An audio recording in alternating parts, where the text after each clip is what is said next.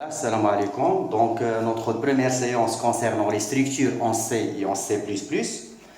Donc, les structures entrent dans le cadre des types structurés ou bien des types composites, c'est-à-dire des types qui vous permettent de déclarer des variables capables de stocker un ensemble de valeurs et en même temps. Donc, le premier type structuré qu'on a étudié, c'est le type tableau. Donc, un rappel.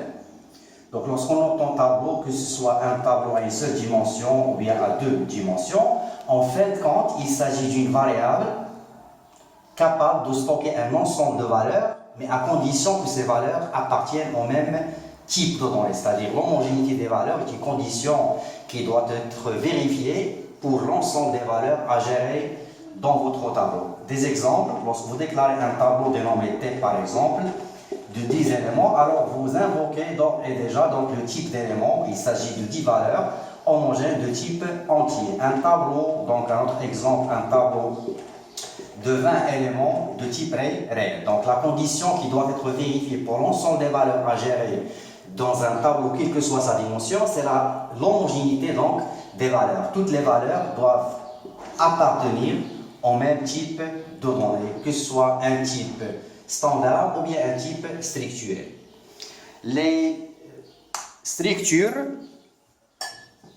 structures donc, entrent dans le même contexte, c'est le fait de pouvoir déclarer des variables capables de stocker plus qu'une seule valeur en même temps, mais qui peuvent être hétérogènes, c'est-à-dire que des valeurs peuvent appartenir à des types différents. Donc, un contexte ou bien un exemple pratique d'utilisation des structures. Alors on suppose que dans le cadre d'un programme de facturation, on souhaite donc discuter deux notions, une notion physique qui est celle d'un client, donc une facture elle est donnée à chaque opération d'achat, elle est donnée en fin de compte à un client, et que l'on souhaite de même virtualiser donc une notion abstraite qui est celle de facture. Alors, dans un programme, on souhaite discuter deux notions. La notion décrivant le concept physique, donc en tant que personne physique, le concept physique client, tel que chaque client est connu par un code, donc par un nom, par un numéro de téléphone et par exemple, un chiffre d'affaires, tel que le code. On suppose qu'on parle de code entier, un nom de type chaîne, un numéro de téléphone lui-même de type chaîne et un chiffre d'affaires de type réel. C'est-à-dire, pour discuter donc, ou bien pour décrire un client, on aura besoin de 3 ou bien de 4 sections, un code par exemple 10, un nom par exemple une chaîne alpha, un numéro de téléphone, donc je ne sais pas, une chaîne de caractère numérique, et un chiffre d'affaires, je ne sais pas, par exemple 1005. L'assemblage, alors la première remarque que vous pouvez remarquer ou bien que vous pouvez faire, c'est qu'il s'agit d'un assemblage de 4 valeurs pour former donc un client CX à partir d'une valeur entière, 2 valeurs de type chaîne de caractère et une valeur de type réel. Le tout forme donc ce qu'on appelle une structure décrivant par exemple l'objet physique, l'objet client. On souhaite de même décrire un concept abstrait qui est celle de facture, tel que chaque facture est connue par exemple par son numéro, chaque facture est connue par sa date, chaque facture est connue aussi par son montant et chaque facture en fin de compte elle est connue par le client, d'accord, auquel elle a été donnée, c'est-à-dire on souhaite décrire de même la relation existante la relation réelle existante entre la notion de client et la notion de facture. Cette relation réelle, on souhaite de même la virtualiser au niveau d'un programme.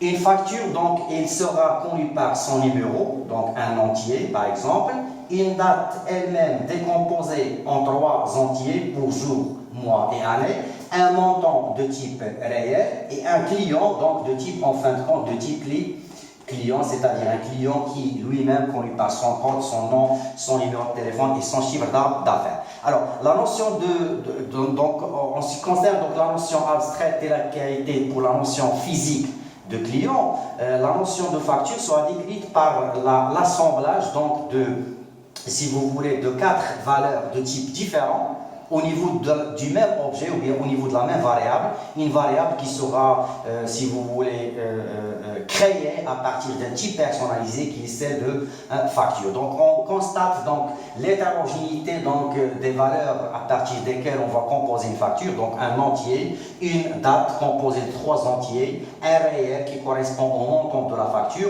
et le client auquel sera donnée cette facture de type client qui est lui-même caractérisé par 4 valeurs ou bien 4 attributs, à la fois un entier pour le code, 2 chaînes pour le nom et le numéro de téléphone et un réel pour le chiffre d'affaires. En programmation, par exemple C, C++, comment peut-on concrétiser donc ces deux concepts au niveau d'un programme? Donc c'est en exploitant la notion de quoi? La notion de structure. Alors, pour définir une structure et par suite déclarer des variables structurées ou bien des variables de type structure, en premier lieu, on doit personnaliser le type. Donc, je vais donner 2 exemples. Un exemple, donc le premier exemple, c'est un exemple de définition ou bien de description de la structure client.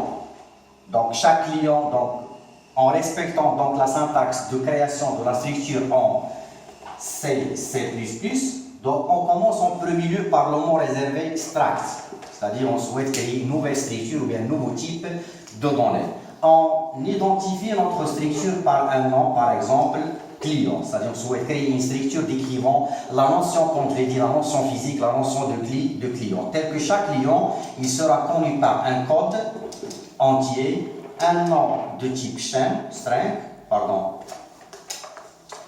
un nom de type chaîne, donc string nom, un numéro de téléphone lui-même il sera déclaré de type chaîne et un chiffre d'affaires donc de type réel que je vais dénommer par exemple CA. Alors cette déclaration ou bien cette définition ça va nous permettre de déclarer par suite des variables. Donc cette déclaration de structure ça n'a aucun effet sur la réservation d'espace mémoire. Alors comme vous le savez, lorsque vous déclarez des variables, ça signifie réservation d'espace mémoire. Alors que la déclaration d'une structure, ça n'a aucun impact, aucune influence donc sur la réservation d'espace mémoire. La réservation d'espace mémoire ne sera effectuée qu'au moment de la déclaration de variables appartenant à ce nouveau type de données. Donc un exemple, on suppose que l'on souhaite déclarer une variable de type client, donc on va écrire une déclaration de la forme, par exemple, client CA. Alors, cette écriture signifie quoi? Signifie déclaration d'une variable dénommée C1 de type client qui sera réservée maintenant en mémoire, d'accord, en mémoire de la forme suivante. Donc, CX. Il sera composé de 4 sections, la première pour le code, la seconde pour le nom, la troisième pour le numéro de téléphone et la quatrième pour le chiffre d'affaires. Donc il s'agit là d'une variable composée de 4 sections, une section qui correspond au code, un entier, 2 sections nom et numéro de téléphone de type chaîne de caractères et une quatrième section qui correspond donc au chiffre d'affaires. On peut de même, pourquoi pas, déclarer des variables tableaux, ou bien des tableaux de clients. Donc, je ne sais pas, une écriture de la forme client testé entre crochets de 100 signifie réservation d'un espace mémoire pour un tableau dénommé testé composé de 100 éléments indiciés de 0 à 99 et chaque élément sera capable de recevoir un client de cette forme. Donc on peut concevoir en mémoire que la variable testée sera réservée comme suit. Donc il s'agit d'un tableau composé de 100 éléments indiciés de 0 à 99 et dans chaque élément on peut stocker des clients dont chacun sera connu par son code, son nom, son adresse et son numéro de téléphone. Donc à la prochaine vidéo, Inch'Allah.